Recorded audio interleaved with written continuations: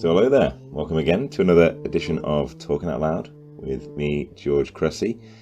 I'll keep it fairly short and sweet on this little intro, but exciting times here at Bankwood Bear. After a couple of recent changes in the job market, I'm hoping to start pushing these pods out a little faster with some pretty exciting new guests coming as well. As of April, there'll be a few pods coming out of Africa, I'm hoping, as I've started to make a little transition away from the corporate world back into the travelling bum life for a bit. So that should be fun. One of the key tasks over the next few weeks will be to get up to speed with the pods. This one comes back from August last year and is with a very old friend of mine, Mr. Freddie Stuart.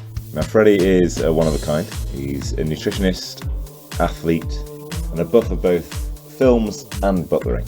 So we sat down for a bit of a chat in the local pub back home, the Red Lion, and naturally after a couple of beers got into some pretty hard-hitting topics. So we talk what makes a good film. We talk through Freddie's employment history as well, which is quite a journey, it must be said. As ever, when it comes to Freddie, we talk about politics. And the only way, really, to have a good discussion over the benefits and drawbacks of individualism versus collectivism is over a packet of mini cheddars. So after sort of 10 minutes on politics, we have a natural segue into crazy t-shirts before touching on another of Freddie's big passions, rowing. At 6'7", he's got some height to him, as you can see from the YouTube vids. Before finishing off quite fittingly, really, with a little discussion around Fred's philosophy when it comes to how to best select and to quit a job. So really hope you like this one. Always have a lot of fun putting them together with Fred, and I really do hope it's the start of many more to come. So there's links out to Freddie's Nutritionist website and also to his Instagram handle. Do get in touch if you're looking for any nutrition advice. He is very clued up on that. As ever, reach out, give us your feedback. We're always keen to hear. But for now, I'll leave you in a sunny beer garden at an excellent pub in the Midlands. Lay it. Let's get this thing started. So hello, welcome again. Another episode of Talking Out Loud with me, George Cressy, joined today by a gentleman on the opposite side. We'll do it again in a sec. Hello. Hey, how are we guys? Sorry, just, where have you been? Just started a podcast. Shit. Welcome back, I think, to the very same podcast. With the guest with me today is a certain Mr. Freddie Stuart. We'd like to potentially just give the listeners full name, including middle names if you're feeling confident. Yep. Age, profession. Freddie Stuart, no middle name, because I belong to a class in which middle names are not commonplace. And How are we doing? Yeah, good. Just doing a little podcast. Yeah. Freddie Stuart, and I'm 28, and but I look about 24 really, 23 maybe. Yeah. 24 when I'm hungover, 22, 23 on a good day. Profession, I'm just a student, aren't I really? Let's be honest. Aren't we all? Well, we are really, aren't we? We're students of the University of Life. I suppose I'm at a point where I can call myself a nutritionist. I think Since I've done it professionally a bit for 2 months, 3 months. Very good. Any other hobbies? Well, yeah, number, I suppose. Top 3 hobbies at the minute. This point in It would have to be calisthenics, which is bodyweight training. Yeah. But actually, I'll have all forms of physical training. What would the other hobbies be? Is drinking a hobby? Yeah. Yeah, drinking. Halo. Oh, Halo's a great game. Would I wouldn't say it quite the classes. majority of your time. How many units of time a week do you spend on Halo? Oh, it's not a weekly thing. Oh, nice. It's less than. It's monthly, fair enough. once or twice a month, something like that. The So I don't game's- think that can it's count as a hobby. Game. It's a decent game. I think it would have to be films. God, I sound right boring, don't I? Really? Films. Imagine that. Drinking. Yeah, and going to the gym. Jeez. Yeah, hobbies. That Freddie is Stuart, everyone. That is dull. Yeah. That's the end of the podcast. What a I dull think. fucker. Yeah. Well, Wrap it up there. What's your favourite film? Yeah. What's your favourite film, man? Why not? Gladiator. Is it? No. What is it? don't know, Lord of the Rings maybe. Nice. That's a safe. I mean, it's up there, isn't it? It's up there. Best film ever made. It's a great film. If you consider it as one film, which you might as well. We might have to Shift it indoors. I think we're going to have to. I think it's probably beyond the point where we can. I'll relocate. Yep. We'll wipe that water off the screen. We're back. Fantastic. Should be okay. At the round table in the Red Line. Good little pub. Red Line. That narrows it down, doesn't it? It does. If you said Red Line Nottingham, there'd probably still be 30 Yeah. in Nottingham. But we've got to be careful. But this is the Red Line with the nice barmaid. Yeah. Yeah. It is. Very nice barmaid. That's how you know which one it is. Yeah. Go into them all, rank the barmaids in order, and the number one will be this. I know. Yeah. Where were we talking about? Favourite film? We've established that quite a boring bloke, not really much to say about myself. But yeah, favourite film, I was just joking. I mean, Lord of the Rings is a fantastic film, but there are many, and many different genres. Yes. And, no, but I'm definitely a film buff, I must say. I like What's a your good film. favourite genre at the moment? Probably no particular genre is my favourite. I mean, the genre that I watch the most of, I would say, would be action, thriller, crime, spy. Fast and Furious? Sort of. No, not really. I mean, that's okay, but something a bit more sophisticated than that. Some of my favourite films. That's a great film. Yeah, it's gangster films. I like some gangster films, like Goodfellas and you know, Casino and Lock, Stock and Two Smoking Barrels. Excellent. Scarface, one of my favourites. Yeah, Scarface. Layer Cake. I've still not seen that. Yeah, it's good. It's a good movie. They're all good movies. Pulp Fiction. Yes. But yeah, I like a lot of movies. You're looking forward to the next decap film? Is there one coming out? Is it? What is it? The Hollywood one. It's like all about he's a failed actor. Right. And Brad Pitt's his stuntman. Oh really? Yeah. Well, we were saying yesterday when we were speaking about favourite actors, and both those names came up, didn't they? Several times. Very good chaps. Very good. Jim Carrey also came out. Yeah, so he did. I think he could be one of the best actors out there, Jim Carrey. Yeah, I don't know. I suppose for me, an actor is someone who convinces you. I mean, it's obvious, but acting ability. That's the thing. He's very convincing. If you a good film and good acting is when you are sucked into the story and you become part of that story, and you go into the protagonist's body for that 2-hour period, and you're totally immersed in it. And some films achieve that, and some fail dismally. And that, for me, is a sign of a good film. When you put a film on, you can give it 15-20 minutes. If you're not sucked in that time, it's probably not a very good film. And the interesting thing is that when you're young, you never really analyse why things are good. You just know that you love watching the movie over and over again. You have no idea why. And as you get older, you realise the script was fantastic. The story was just, very true. Very much a thrilling story, and the acting was top class. Yeah, exactly. And you start to break it down into the different aspects of the movie which make it so brilliant. And but you still, just because you're analysing it at that level doesn't mean that you still don't enjoy it. Yeah. The big one for me, actually, I often preferred listening to the making of. Like watching the making of, like Lord of the Rings, more than actually Lord of the Rings.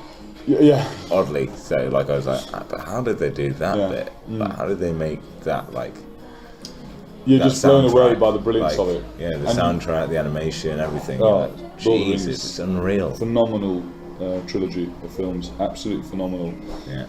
I do think that the time and effort that used to go into making films was greater than it is today. I think we're witnessing a decline in quality of across all the arts, but most notably for me is in films, because I don't. Interesting. No, I disagree. I think. Really, I think the technology has moved on, and we can now produce very realistic more immersive films. Well, not necessarily, because a lot of it has to do with the way the film is shot and the direction and the acting and all that kind of thing. So I watched some analysis video of the new Jurassic Park film, Jurassic World or whatever it is. It's a few years old now, comparing it to the old one, saying that for all the digital effects that they can now do with all this technology and stuff, It's actually lost its soul. Yeah, it hasn't got. I think the first Jurassic Park was like late 90s, like 98 or something like that. Yeah, something like that. I think it was mid-90s maybe.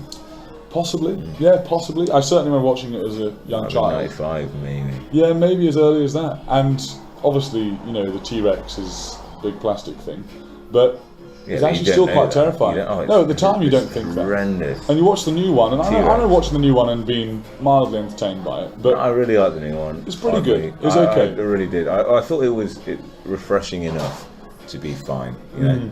Like, because you're not like going in expecting it to beat the first one isn't the goal.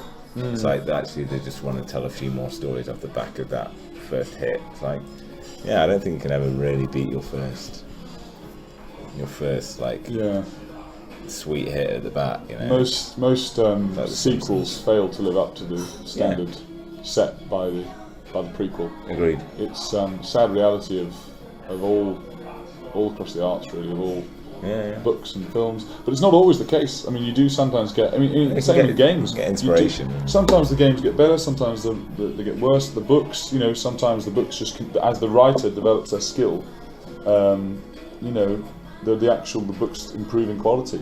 But generally speaking, in our fast-paced sort of consumer-driven world, you know, I think that people are just trying to make a quick buck. And I unfortunately, I think it's just they always have though, man. Yeah, of course they're trying to make a quick buck, but Everyone is. But people these days, entertainment seems to be such a kind of short-lived experience for people. Yes, and, agreed. You know, they want a quick, exciting film in the cinema, a quick, exciting game, You're right, a quick, you're exciting book, a quick, exciting series on telly, and then they're done with it, kind of thing. People's attention spans are getting smaller. A one-pager. That's what you have to produce. That's like half the consultant's job is just condensing information into one page. Yeah. And like, you can't really ever get the same amount of detail across. You can't expect to. No. But you get the 80-20 rule, which is basically what you have to imply. Like, that's what this job has taught me, I think, more than most of the things, is like the 80-20 rule's the key. It's like you put 20% in, you get 80% out. 20 in, 80 out. 20 in, 80 out. Like, just use that. Pareto law. Yeah. Oh, right. I thought it was more to do with 20% of your workforce produce 80% of the value. Yes, Something that's like true. that. That'd be true Okay. as well. Yeah, That'd I be see what true. you mean. Oh, mate, the amount. You're probably part of that the 20%, I amount. imagine. I'd like to think so. I think, generally speaking, in my past I'd like to think so. sort of corporate jobs, I was well into the 80%. Being dragged along. What's your employment history like? Depends from what age. Let's go from 16. 16, I worked briefly on a shop floor of a printing factory, I suppose you could call it. That sounds like you're in the Printing 30s. workshop. Printing Sounds workshop. like you're from the 30s. It's not a factory. It's a workshop. I mean, Gotcha. it's a workshop, a printing workshop, Cool. which was a company my mother worked for, and I basically rolled banners and stacked them on pallets and wrapped them in industrial-sized cling film all day. Very nice. 10-hour days or something like that. That was nasty, but that was just because my mum got me in there. Yeah, of course. It's a I job did a to few other job. odd jobs at that age, but like for family, friends and stuff. I didn't have any proper employment. And then I did a few bits of that kind of work until when I left school at 18. I then spent the best part of the year working in sales. So I first got a job working for Scottish Power, and I sold gas and electricity contracts to Old people? people in shopping centres and supermarkets. Oh, nice. I stood there with a little... Not door to door then? No, I didn't do door to door. Yeah, fair. It was what we call in-store. Jack's done door to B2C. door. Gas and And- electric. Has he? Yeah. I was on commission only. I worked in Manchester, and I was good at it from the first week. Instantly Nice. making sales. Yeah, good stuff. And within a few weeks, I was high rolling the office, and as one of the Wow, youngest as awesome. well.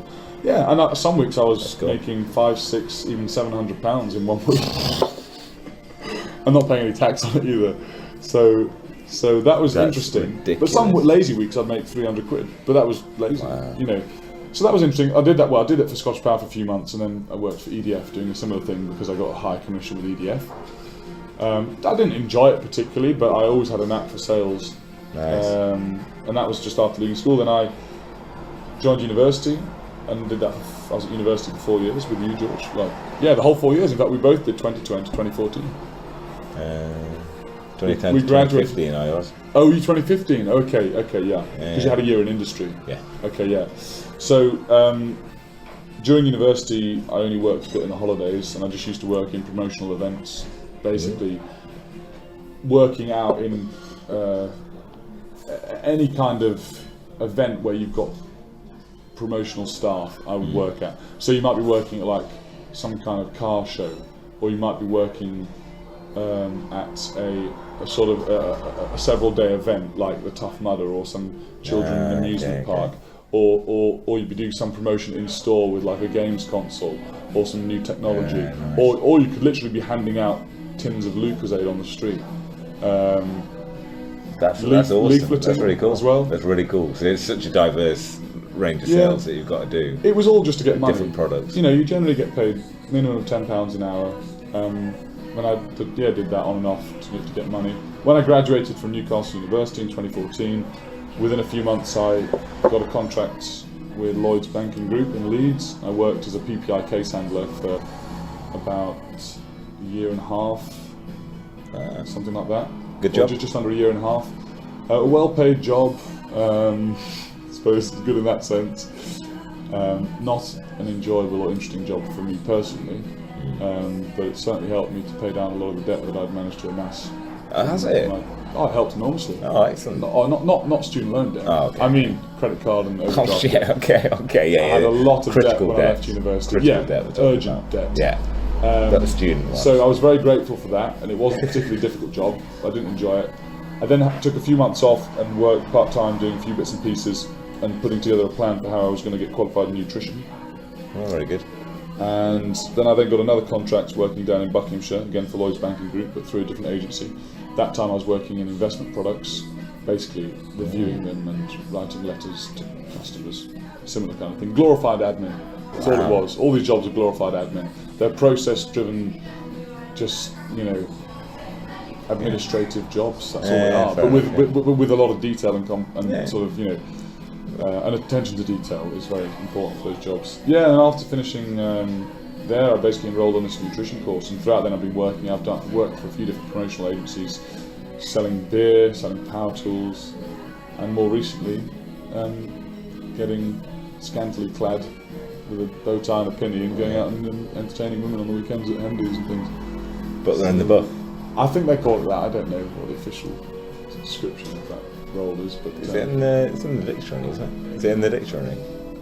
I doubt it, but everything's in the dictionary. Buff is, so what if we looked at Butler buff, is buff, yeah, I suppose. We'd have a synonym to be scantily clad. Something like that, I imagine. Yeah. Scantily clad butlers. Yeah. That's what you should call See yours. also, in the buff. Yeah. If you wanted to set up your own business, scantily clad butlers is not fine. a bad one. It's fine. Yeah. It's a name. Handsome butlers would also be quite a good one. Yeah. My handle on social media is Handsome Freddie. Very true. So I could have handsome butlers. That's a very good I thought about. Right, I'm going to get another pint. Oh, okay, yeah. Is that alright? Yeah, get it, yeah. Right, should we pause? Yeah. Well, I don't want to take in. You can monologue if you want. Yeah, shall I just monologue? Yeah, there you go. No, I'll just slag you off. Yeah, that's no bad thing. Honestly, I quite like listening to monologues. It's up to you. Let's pause it. Cool. Be provocative if you like. You can be provocative. Yeah, you can ask provocative questions. Yeah, I think we're all the way. You can be provocative, I think. I know that through personal history, I think. What's the most provocative you've ever been?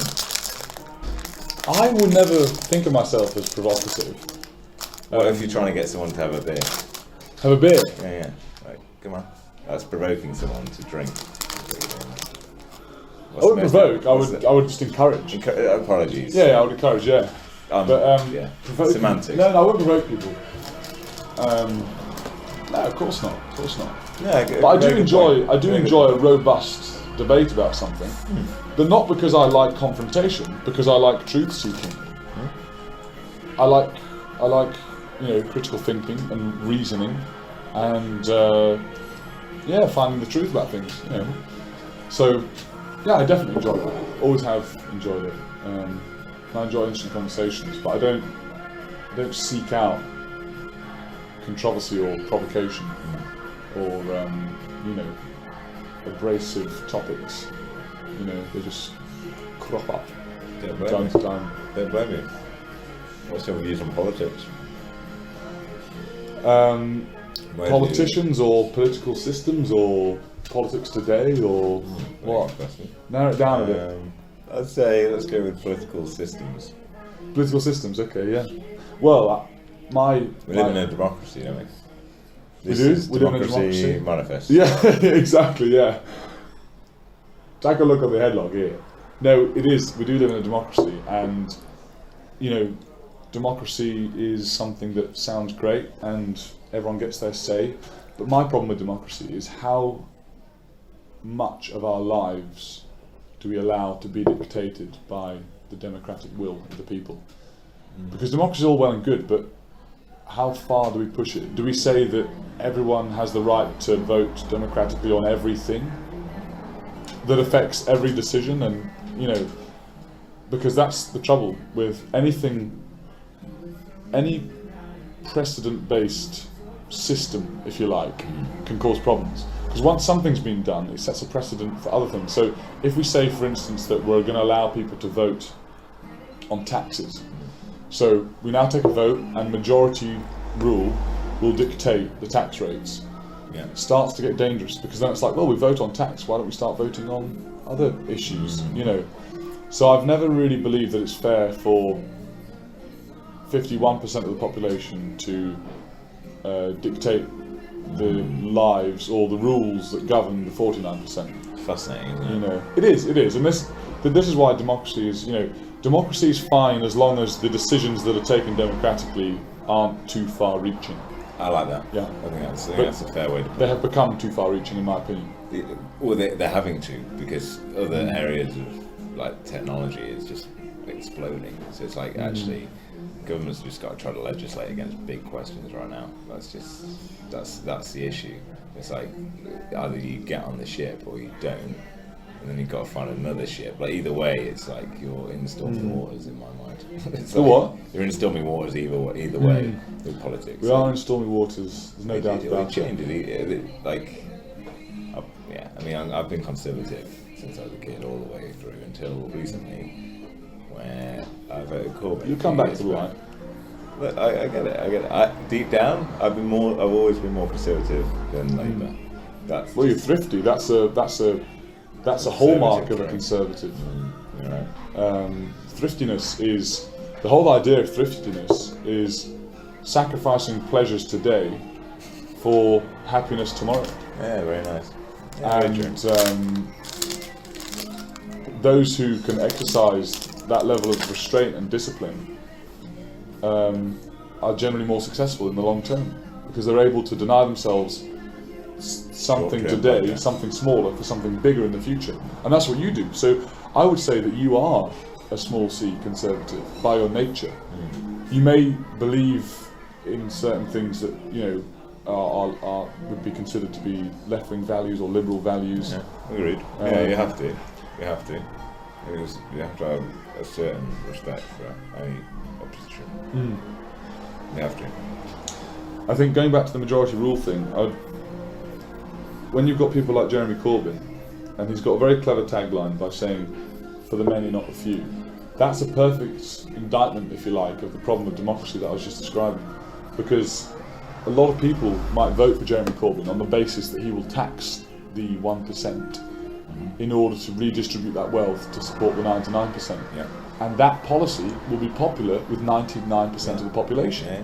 And then you have to ask the question, is it okay for 99% of the population to essentially vote the property away from the 1%? I think it's immoral. And this is the problem with democracy. Yeah. So, There's almost too many questions to answer. If democracy is all about answering questions by the will of the people, yeah. which is what it is, then Jesus. Well, right now I've got a billion questions in my head. It's like, can democracy answer them all? Yeah. It's going to take a shit ton of time. Well, I would rather true. than all these decisions taken on a collective basis, if you could... Do it a bit more individualistic. Yeah, if you could have a society where the decisions taken by individuals affect those individuals and those individuals alone, if you see what I mean. I'd much rather people be in charge of their own destinies. I'm all for self-responsibility. These are all conservative values. Agreed. I'm all for that. until, for me, I think there's going to be another point as well on the flip side of that, where people are very isolated because it's all about themselves. So that's the risk of that, like swinging it too far. Yeah. It's all about like finding the rhythm basically, and trying to keep on point with it. I think the point is that when I talk about individualism versus collectivism, it's about what's coerced and what the law says. So I don't like collectivism when it's being forced or coerced. I don't like forced interdependence and integration. I like it to be authentic. I like it to be organic and authentic, if you like. Yeah. So, for instance, if you live in a neighbourhood where you all help each other out, one person house sits while the other person looks after their school kids while they're at work, or they borrow a lawnmower, or they have vegetable patch that they give vegetables in exchange for a few eggs from the chickens of another neighbour. Yeah. This is all collectivism, but it's voluntary. Those people have chosen to enter into that relationship, if you like. That's called collectivism. Well, it's collectivism is just when individuals come together to achieve things communally, and communism is based on the idea of collectivism. But the problem with it is that if you want to implement that kind of idealistic scenario, you need to use force. And this is the problem with it. So there's a chap who I like listening to, who's written an excellent book about all this sort of stuff, and he likes to say, Who's the guy? He's Dominic Frisby.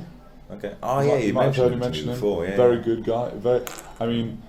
In terms of, I'm alright, thank you. Sure. In terms of a modern day thinker who is kind of on the money about everything from the financial system to politics to economics to society, he's pretty much the man. Don't agree with him on absolutely everything. There's a couple of things we disagree. But pretty much, if I had to pick someone who best represents 99%. Yeah, I probably agree with them on 99% of stuff. Wow, that's amazing. Yeah, also, I don't know, maybe 90%. But it's still crazy hard. Very interesting. But he always says he is for socialism without the state. Because how would you do that then? What does that mean? On a voluntary basis. Can we all pay into a fund that will be used to support people's health needs or something like that? There used to be something in this country called the friendly societies, which were voluntary societies that were set up in communities that would help disadvantaged people. And the friendly societies would have doctors who would often treat people for free.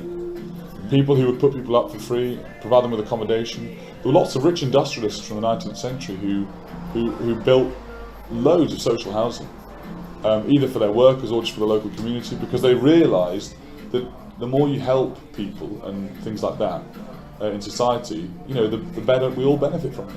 And I agree with that. I actually share a lot of these ideals that the socialists, advocate and espouse. But I just think we can go about it in a different way, on a voluntary basis. Yeah, I think we can take lots of what the socialists do and lots of what the conservatives do and actually overlay them very effectively, like almost more effectively than them individually. Like it's crazy things. Fascinating. I think you have to look at the when it comes to like the political legal system or whatever, and you're talking about getting values from the left and the right and blending them together to get the perfect system. I think you've got to think of the law, and the law includes everything from all policies, whether it's about redistribution of welfare, whether it's about schooling and hospitals and regulations that govern companies, whether it's about the laws that govern what you have rights to and all this kinds of thing. You have to think about all those laws, to use an umbrella term for everything the government does, as the rules of the game. And the rules of the game need to be set as such that the people playing the game can choose how they want to kind of behave, if you see what I mean. So that's why you want to have as minimal rules as you can try and get away with. But that's a really very good point, though. They're the rules of the game, and the rules of the game are very important, because if you say to people you have to pay 20% tax, they're not going to pay 30%. It doesn't matter how much they talk about wanting to pay, wanting everyone to pay more tax and be more socialist. They're going to pay more tax themselves. Why do you do that? So you need to set the rules of the game, and this is kind of the important thing. But no, I think as few rules as possible. Let people live. If they want to be individualists and not share their money and be selfish bastards, they should have the right to do that. If they want to share all their money with the community, there should be a place where they can go. I'll say that much. Well, in their own home. Why can't they live in their own home, earn their own money, live their own life as they choose? They shouldn't be forced to spend their money on other people. This is you spend your money. You don't buy pints for everyone in the pub. You buy pints for your friends. Yeah, I agree. Do you see what I mean? So you discriminate how you spend your money, and we all do. So that's why I think that we shouldn't. How many people have you met who receive unemployment compensation of one form or another, who are like grateful for it? Who are? Because there's no accountability. They don't know where that money coming from. It's taken from everyone by force, put into a pot, and then allocated to certain funds. Yeah. Welfare, unemployment compensation, healthcare. People go to the doctors. They're not grateful for the fact that it's free. No. There's no accountability. No. See, that's where I think we fundamentally, but we disagree quite deeply on this. Because I think in reality, we all go through shit times in life where we realise that money is fucking worthless. You know what I mean? It's like there's bigger shit at stake. Like a loved one dies, the last thing on your mind is... I'm generalising. I'm generalising. Exactly. There are some people who probably are very grateful, and by the way, there's a lot of people who need help. Exactly. But they don't necessarily need a one-size-fits-all 70 quid a week free housing help. Agreed. Some of them need some encouragement. Some of them need to kick up the arse. No. Some of them just need to... Some of them need like $1,000. There you go, fucking go. Like, and you got a month. It's not like you don't need a steady wage. To inject them with money. See how they go. Like, just hit them good, hit them hard. Or find out in the local community what is the reason why this person hasn't worked for 5 years or longer. What is the reason they've got all these health problems? Find out the root cause and address it. And then you have a conversation for longer than 10 minutes, which is how long the GP would see you for, or half an hour the social worker might see you for, and really get to the root of the issue if you care. But you shouldn't be forced to care. I do care about people in this country, but I'm not going to pretend that I care more about people in my local town than I care about my family. To me, it's my family, it's my friends. They're the most important people. That's, of course. And I should have the right to put my money into helping them if I choose. And if I choose not to, I should also have that right. And I should have the right to choose whether or not to help the people who can't work for whatever reason or choose not to work. It should be a choice. It has to be a choice. It should. If it isn't, then it's rioting, man. So why am I eating cheddars, man? I can't even talk properly. No, you. This podcast. You've got to be comfortable while you're having a podcast. You don't feel under any pressure. But I think we're done politics. I mean, I don't affiliate with any political party. That doesn't sound like it. Cool. Well, I like some more than others, but I won't say that any one party represents all my views that well necessarily. Agreed. Very nice. I mean, there are portions of the left-wing parties, the Lib Dems and the Labour parties in this country, that I actually would put into my, I would take policies from those parties and put it into my collection of policies. I'm very anti-war. I'm anti this foreign intervention agenda. I think it's terrible. And I'm all for equal rights for all different sort of minority groups, I mean, we all are really. I'm not for special treatment though. No. Whereas they want special treatment, so no. But I am for equal rights. I'm for live and let live. If you want to, have a girlfriend or a boyfriend or a friend who's a mixture between the two, or you want to have, whatever your thing is. If you want to parade around the weekends covered in paint, as it were. Pick your poison. Live and let live. So I don't think that we should have any laws against people wanting to exercise their desire to do things that a lot of us deem revolting or disgusting or perverted, as long as they don't hurt anybody else. Agreed. So I don't have any... That's the key. Consent is everything, Exactly, consent, with adults. Intent and consent. Two very important things. Well, absolutely. So, no, I do share some of the values of the left. I mean, I think we have done politics. Yeah. Okay. Yeah. We can call it a day of politics, but yeah. So no parties, but let's minimise the role of the state. Yes, I think you know your judo well.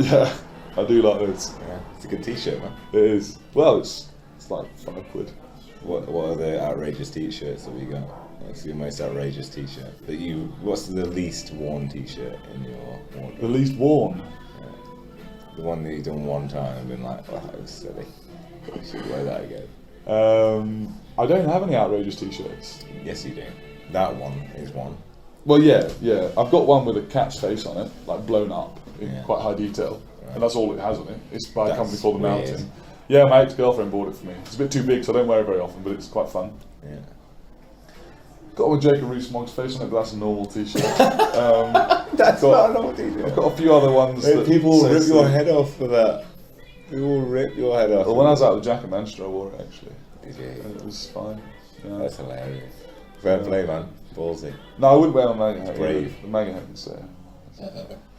But yeah. No, that's it. But yeah, what else do you want to cover? Culture? No, culture's closely linked to politics. Rowing, let's talk about rowing. Okay, yeah, let's talk about rowing. Yeah. So that's how we know each other. Yep. Rowing, back in the day. Yep. 2011? 2010? 2010 to 2011. Yes, 2010 to 2011. Yeah. I suppose we did about 9 months together, didn't we? Yeah. And you didn't do any in the second year, did you? No, I was out, man. I tapped out. I did my bill. I had my fun. Yep. No, you served your time, and I'm sure you got a lot from it. I mean, I certainly did. Man. Yeah, no doubt. It's a great sport. Yeah. No, it's a great sport. I miss it very much. I stopped rowing in 2014. I stopped rowing properly, so I did it for about 4 and a bit years. And I got injured late 2014, and then I tried to come back and start rowing again in the summer of 2015. Lasted a couple of months, rowed at Henley, and then the back injury was so bad I had to stop and get better. But I love the sport. I never really carried on, enough with it to the point where I was happy to stop. I didn't want to stop when I did. Yeah. But it's wonderful sport. That's injury, man. That's how it works. Didn't really have a choice. But in hindsight, I wish I'd have stretched more. Not stretched more. I just wish it wasn't a case of a lack of flexibility that caused the injury. It was just strength imbalances and repetitive strain.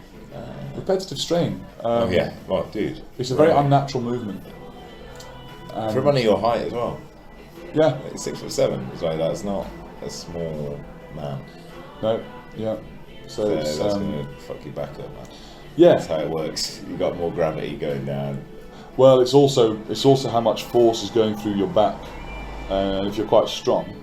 Yeah. But you've got more force. You've got more muscles to create. The stronger you are, the more robust your body has to be. Put it that way. So if you've got strong muscles, if you're a powerful athlete in the sport of rowing, you need to make sure that you're looking after your body, because there is simply more force going through your joints and your skeleton, if you like. Yeah. And your frame takes more load. But you've got a larger frame. Exactly. It's like putting up a marquee. It's like putting a fucking marquee. Yeah. It's like, you've got a bigger marquee than me, dude. Yeah. I'm not lying to you. I've come to the party with this. Yeah. And this is fine, dude. It's 6 foot. Very true. I've got an adequate 10. I'm fine with it. If you've got a longer Cozy. back, you've got more distance from the pivot when you're rowing. But also, if you're a bigger person, you've got more force. That force is also going through the body slightly longer, because your stroke length is longer. And if you row a lot and you don't necessarily look after the strength of certain parts of the body, you could develop strength imbalances. I don't really know what caused my injury. It's a very typical injury for rowers, and I didn't actually, when I got the acute injury, that was clearly, it was triggered by something, but triggered by doing some weight training, but actually underlying that, preceding that, was the bent over row, actually. What's it? I used to bent over row a lot of weight. Yeah, I was very strong at that. I still would be quite strong, but I was doing. There was one of those days where I didn't feel particularly strong, and How much weight then? I was bent over row 100 kilos, probably for 10 or 15 reps or something. Outrageous. I was quite strong. That's outrageous though. Like, that's silly weight. Like, ultimately, what I'm trying to say. Not for my strength level. But it is a lot of weight. But the thing is about bent over rows is you've got to bear in mind that even though you're pulling it and you're using your rear delts, your lats, your biceps, you're also having to stay in a strong position using your erector spinae muscles. Okay. Or whatever they're called, spinae erectus, or I can't remember. The two strips of muscle that run down either side of your spine. And those muscles are supporting that pivoted position, that flexed position of your pelvis. And so if you've got a long back, you can think that the distance from the pivot, which is your pelvis, is going to be greater, so you need to have a very strong lower back. My lower back was always fairly strong, of course, but I think on that particular day I wasn't feeling very strong. I jerked a little bit and the disc just popped. And I got basically a bulging disc. I don't know if it herniated or just bulged. It probably just bulged. And then I basically got very bad advice from physios, in a lot of pain, got very bad sciatic nerve pain that was excruciating on some days. And it's very unfortunate. It's very unfortunate. Well, on the mend? Yep. It's what we now nearly 5 years on, and I'm doing everything except for rowing and not feeling too much pain. I don't have any pain, I just have a little bit of tightness. Okay. Sometimes quite a lot of tightness, and a bit of pain sometimes, but it's nothing acute, severe. I haven't had sciatica. Nice. And I now know how to deal with it better, but whether or not I can return to a sport I love, I'm not sure. And I'm approaching 29 now, a bit old. I'm also not even remotely cardiovascularly fit anymore. I think it's pretty fine. Well, compared to where I was, I should say. Compared to, Joe Bloggs, I'm probably okay. But I'm not saying you're Joe Bloggs, if that's what you thought I was implying. You were. No, I wasn't at all. No. I just looked at you when I said it, but I didn't mean you. No, you're far from Joe Bloggs, George. For the record, George only rowed for 9 months, but he was a very skilled oarsman for the limited time that he rowed for. Appreciate and that. Had you given it some more time, George, I think you could have really excelled. I liked it, I did enjoy rowing. It was a good sport.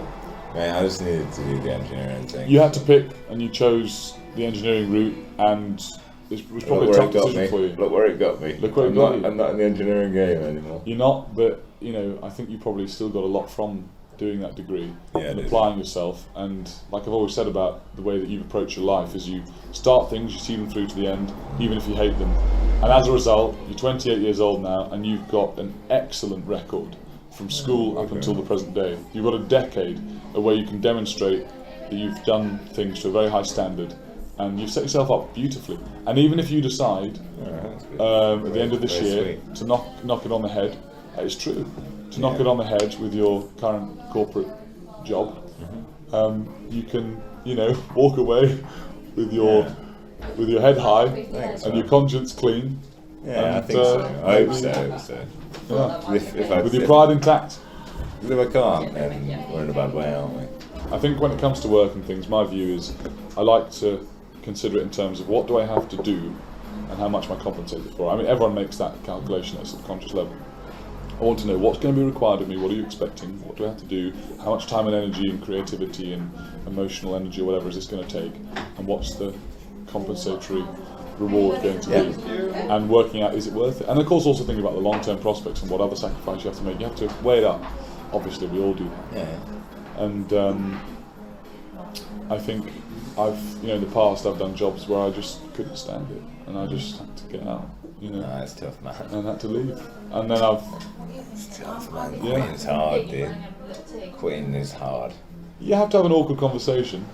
Once the awkward conversation's done, you say your goodbyes, you go out for a few pints with all your colleagues, you say thanks, it's been absolutely amazing, but I'm moving on. And then you cement those friendships. You'll probably have 2 or 3 friends, something like that, maybe more, but like good friends that you stay in contact suffer with you. I have about 3 friends, I suppose, from my contracting days who I'm still in contact with. That's cool. Yeah, 2 or 3. 2 pretty solidly, I suppose. Another one. Yeah. Have I met any? No, you haven't actually. Who was the lad who I met though? What was that, last year or whatever? A year and a half ago. When I came up. It's me, you, Charlie, and him, I think. Went to Halifax. Oh, Ollie. Yeah, sorry, you have met one of them. Yeah, you have met one of them. Ollie, he's a funny lad. Yeah, he's a good guy. He's a good guy. Yeah, we clicked instantly. We had a lot of fun actually. Hey, he seems it. So yeah, he's one of the good friendships, and I've got another Nice. good friend. But I thought I had. yeah, you can cement the friendships, have the awkward conversations, get the money, move on. Because it's your life. Yeah, walk That's what on. you've got to think. It's always worth having an awkward conversation. When it comes to things like pay rise as well and things like that, you've got to ask. Yeah. Don't ask, don't get. Yeah, you're right. And the way to And that's phrase what the it, bosses say. and you don't need to include all this in the pod. You can cut this a little bit before, but No, I'm happy to include this. Well, it's just what I think is the best way to go about it. Just rambling. Yeah, you have to frame things in a way that is, you have to frame things in an intelligent way. You have to. So for logical instance, way. you wouldn't go. Yeah, but also in a way that's going to be compelling and convincing and fair enough. You have to remind yourself. It has to be logical and human. Yeah, rather than thinking I'm going there to try and basically bribe a little bit more money out of my employer, you have to think, well, I regard myself as worth this much, or maybe I'm not, or whatever it is, or maybe you don't even know how much you're worth to the company. But then you have to think, I don't want to do this enough for me to say, in order to make it worth my while, I want that much money. Or could I go do something else that earns the same amount of money that's less work? Or could I do something else that might earn less but it's a much better life? Or something like that. So you have to think to yourself, I would stay if they gave me an extra 30 grand. So then you say, look, I'm really sorry, but I've been considering which direction I want to go in for the rest of my life, my career. And I've come to the conclusion that I don't want, not for the rest of your life, but for the medium long term. And then you have to say, I just, I think at the pay grade I'm at the moment, I don't think I will be able to continue this job for much longer, because I've got other opportunities. I have other opportunities which are more attractive, more lucrative. Something like opportunities is a great word. Amazing. It's so word. vague. I use it all the it's time. the best word. It's In the corporate world, they use that word to death. I love it. So they say I've got other opportunities elsewhere. Well. So look, Challenges and opportunities. yeah, challenges. Good God, that's such a classic word, isn't it? Cringeworthy. Love it. And as such, it's making it very difficult for me to continue work here. I love working here, but I just at the moment, I'm afraid I've had other opportunities that are very tempting. Unless, It's of very course, challenging for me not to pursue to pursue this opportunity. Absolutely, yeah, something like that. And you'll often find, it's not necessarily you don't want to come across like you're trying it on. Yeah. But equally, you've got to say to yourself, I'm sick of this, don't want to do it anymore. But if they give me another 30 grand, I could do it for another couple of years, something like that. So, but anyway, yeah. Yeah. That's So, awesome. Right, well, I think that's a nice place to end. Yeah. Good job. No, it's been good. Yeah, thank you for the interview, George. I'm sure we'll do another one at some point. Yeah, please. We'll let's get on your pod, mate. Yeah, definitely. Look at that, it's 3:54. Is that it? You'll be away before 4 o'clock, mate. Oh, it's 3:54. Back up to the Halifax. Yeah, perfect. Cheers, Brie. Bankwood Bear Productions. Cheap and chill.